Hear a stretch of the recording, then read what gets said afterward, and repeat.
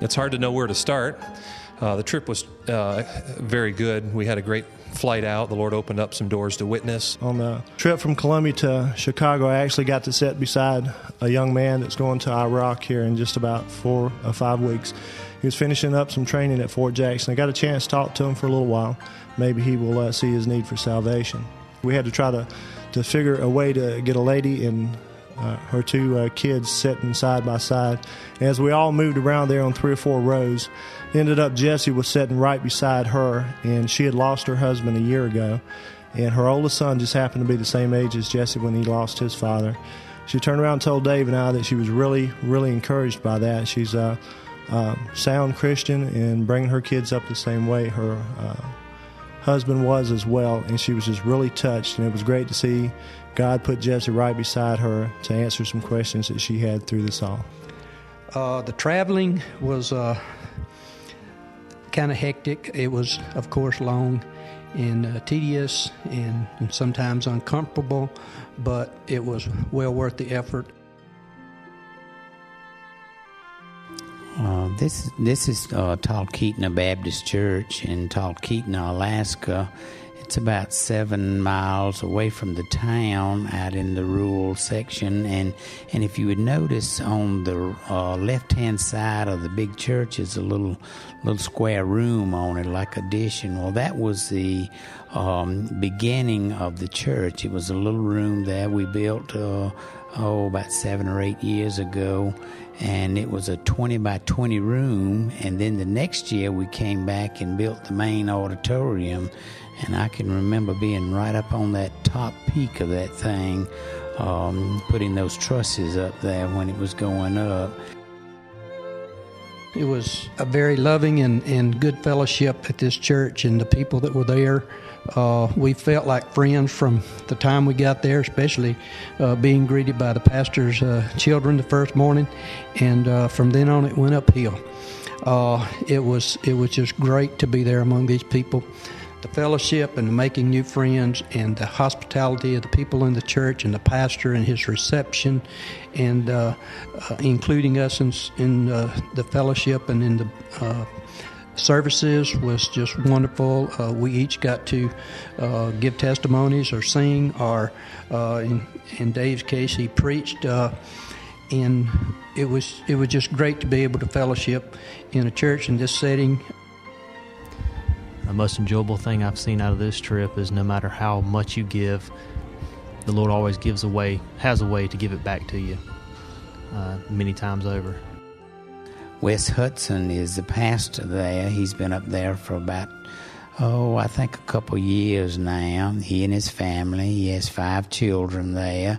He and Debbie and the children, and he's doing a tremendous job there. This church is really growing, and this was a very special Sunday for them. They had this was the 12th anniversary of the church, and they had 71 people in attendance there, and they were just elated over it. And if you figure the percentage of townspeople to the number there, that's a pretty good percentage, I would think. One of the most unusual observations I did see while we were there wasn't even the scenery. It wasn't in the building project. It wasn't anywhere but in the church basement at a mill. And it was purple potatoes. And had never seen purple potatoes in my life. And they do grow them up there. The thing that encouraged me the most was the people. They were always ready to serve, and it really encouraged me to see the Lord's love through them. And the fellowship was great. We went fishing and worked and had a great time, and I was able to give my testimony. I praise the Lord I was able to go. What a neat church. Sunday services were great, well attended, and I believe it's the largest independent Baptist church in a pretty large area. I don't think there's another one within 100 miles, and so God's really doing a work there with Brother Hudson.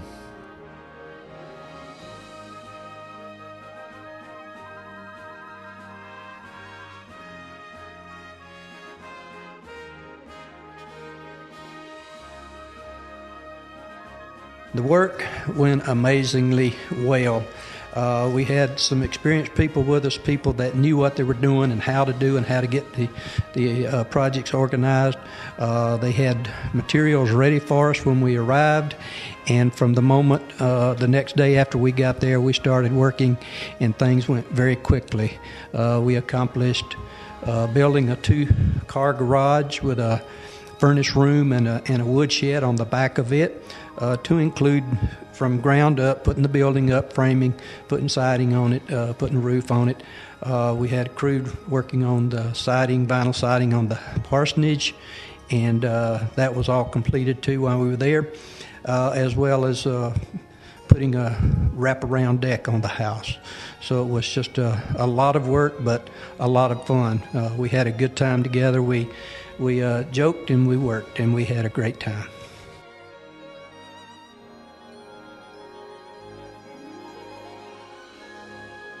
One of the things that we got to do on this, we got to put the walls up, and one of the famous sayings there when we'd get a little bit slow or need something to do was, "We're burning daylight," and so that would always spear them up, and we would always have a lot of fun over talking about burning daylight. So that was very special to us.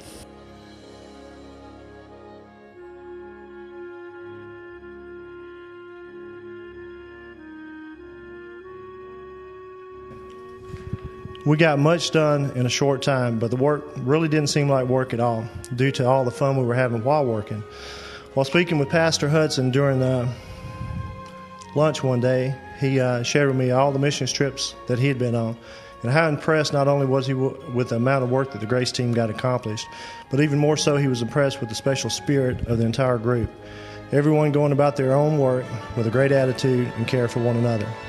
Thanks to all of you on the team for the fellowship, the hard work, your willingness to go, and the good examples you have been not only to me but to those in Talkeetna.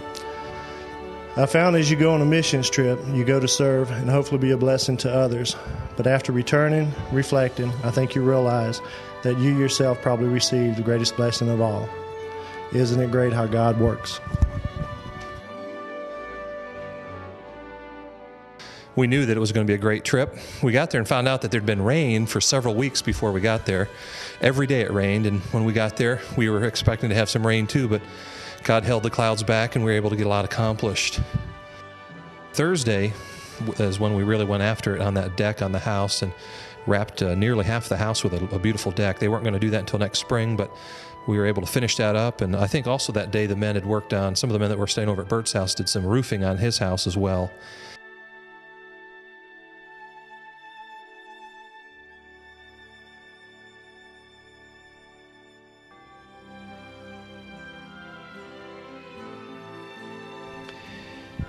The exercise, or as far as the exercise and futility for my part, was some of the fishing. I'm not a fisherman, but going salmon fishing, nobody had any luck with that, with the exception of Dave. Caught a couple of small ones on one of the streams back in the woods, but none of the rest of us had any luck salmon fishing. But then the day on Tuesday we went halibut fishing. We're a little bit more successful that day.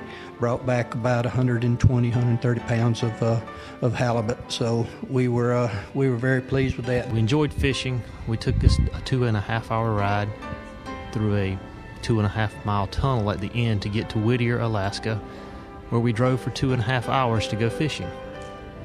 We enjoyed it. A great time spent with men from the group. Caught a lot of fish and drove all the way back that night. On Tuesday, the other half of the group, we drove up to Denali National Park, and we saw some of the most beautiful scenery we'd ever seen. We did a little hiking. We threw snowballs at each other and watched for wildlife. We were very fortunate to see a good number of moose, bald eagles, black bear. We didn't realize that David Smith had been practicing his moose call.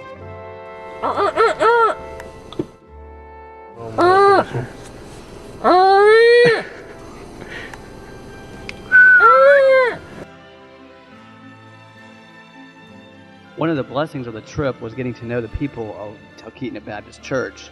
One such person was Mike. Mike stopped by on Saturday to check on the progress of the building, but ended up picking up a nail gun and working with us the rest of the afternoon. We found out at lunch that he was a pilot who flew sightseeing tours up to Denali, and we decided to do that on Tuesday. The company he flies with could not reserve us a pilot, even though we requested Mike, but the Lord worked it out that we were able to fly with Mike up to Denali, landed on a glacier just below Mount McKinley. Truly a breathtaking sight is Mount McKinley. Standing in a whopping 20,320 feet tall, it is the highest peak in all of North America. The locals call the mountain Denali, which is Athabascan for the Great One.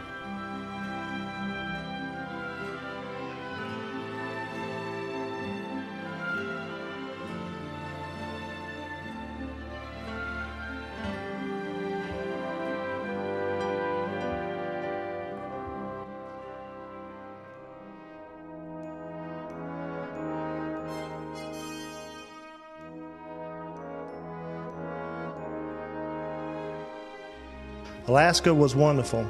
Great memories. Bob spending time with Ethan, Daniel and I landing on a glacier, Jesse being Jesse, and due to all the extra sunlight we had, Stephen Baxter was the only one in our group to actually see an Alaskan moon.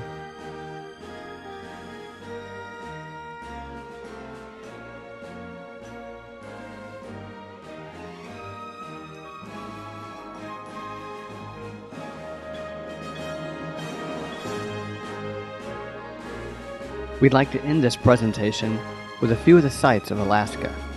From Prince William Sound to Mount McKinley, not a day went by that we weren't amazed at the beauty of his creation.